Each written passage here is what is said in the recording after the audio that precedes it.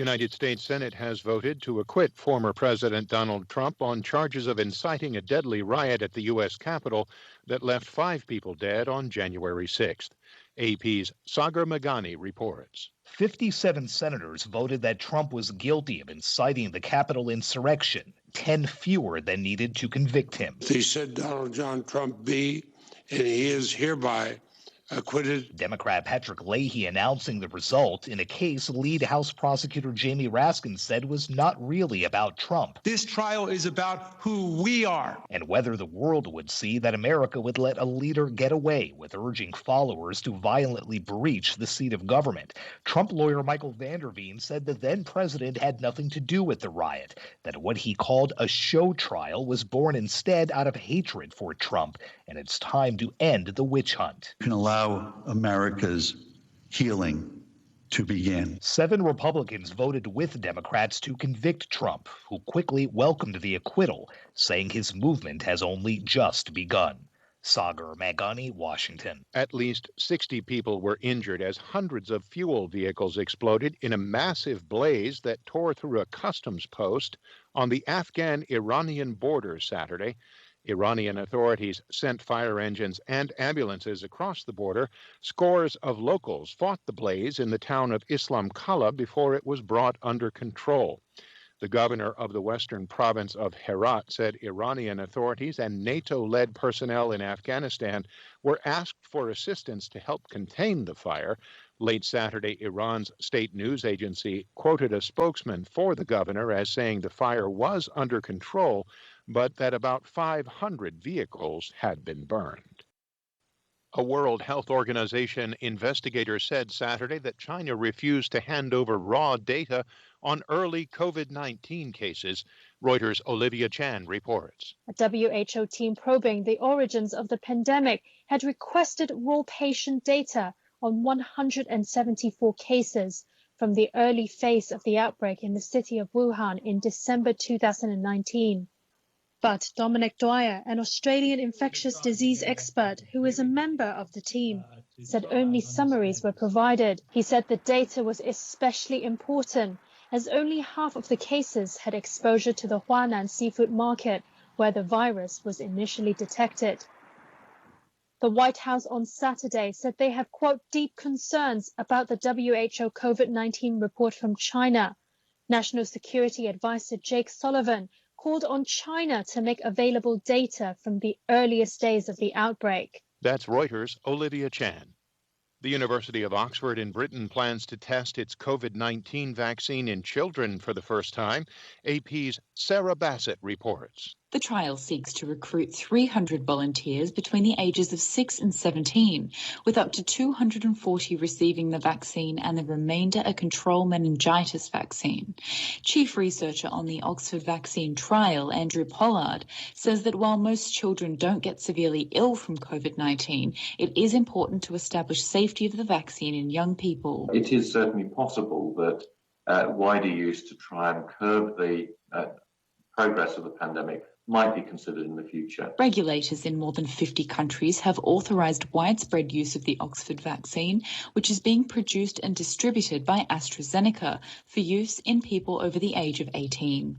Sarah Bassett, London. Former European Central Bank President Mario Draghi, the man largely credited with saving the euro currency, took the helm as Italy's premier Saturday after assembling a government of economic experts and other technocrats, along with career politicians from across the spectrum.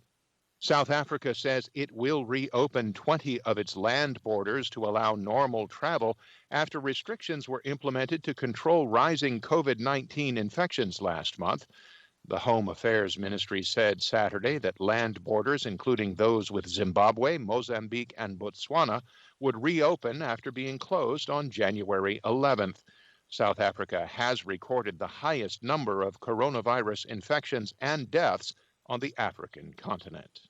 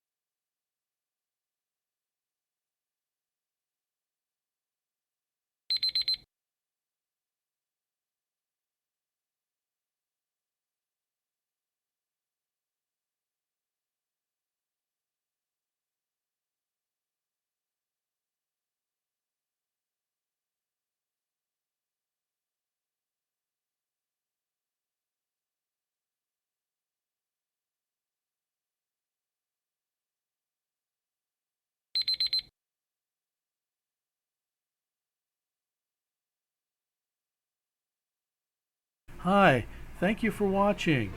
I hope the videos are useful for you. Please subscribe to my channel using the button below.